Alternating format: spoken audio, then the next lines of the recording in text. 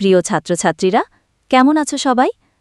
আজকে আমরা radio data transmission mode নিয়ে আলোচনা করব। আমরা সবাই কমবেশি রেডিও শুনেছি। গান, খবর বা বিভিন্ন অনুষ্ঠান আমরা রেডিওতে শুনি, তাই না? কিন্তু এই যে রেডিও স্টেশন থেকে আমাদের রেডিওতে তথ্য আসে, এই আদান-প্রদানের পদ্ধতিটা কিভাবে কাজ করে সেটা কি আমরা জানি? রেডিও একমুখী ডেটা প্রবাহ, simplex mode. Radio simplex data transmission mode ব্যবহার করে।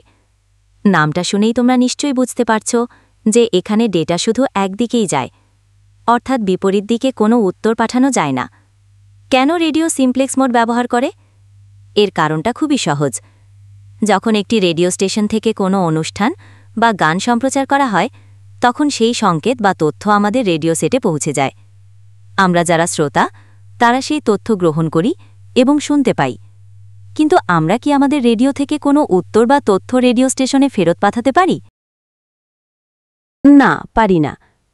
যেমন ধরো, তুমি এফএম রেডিওতে তোমার পছন্দের গান শুনছ।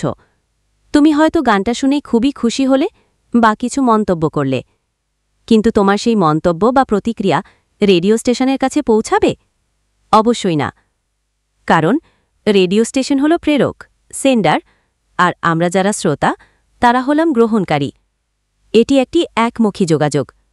এখানে ডেটা কেবল একদিক থেকে অন্যদিকে প্রবাহিত হয়। উদাহরণ দিয়ে বুঝি। মোবাইল ফোনে কথা বলার সময় আমরা একে অপরে কথা বলতেও শুনতে পারি, কিন্তু রেডিওর ক্ষেত্রে ব্যাপারটা তা নয়। তুমি যখন এফএম রেডিও চালিয়ে গান শোনো, তখন গানটা তোমার কাছে আসে। তুমি সেই গান শুনে কিছু বললেও রেডিও স্টেশন শুনতে পাবে না, কারণ ডেটা প্রবাহের দিকটা কেবল রেডিও স্টেশন থেকে তোমার রেডিওর দিকেই। সংক্ষেপে, সুতরাং আমরা দেখতে পাচ্ছি যে রেডিওতে একদিকেই তথ্য যায় এবং বিপরীত দিকে কোনো তথ্য বা গ্রহণ করা সম্ভব নয়। ঠিক এই কারণেই রেডিও সিমপ্লেক্স ট্রান্সমিশন মোড ব্যবহার করে। এটি সিমপ্লেক্স মোডের একটি চমৎকার উদাহরণ। আশা করি তোমরা সবাই বুঝতে পেরেছ যে রেডিও কেন সিমপ্লেক্স মোডে কাজ করে। কারো কি এই বিষয়ে আর কোনো প্রশ্ন আছে?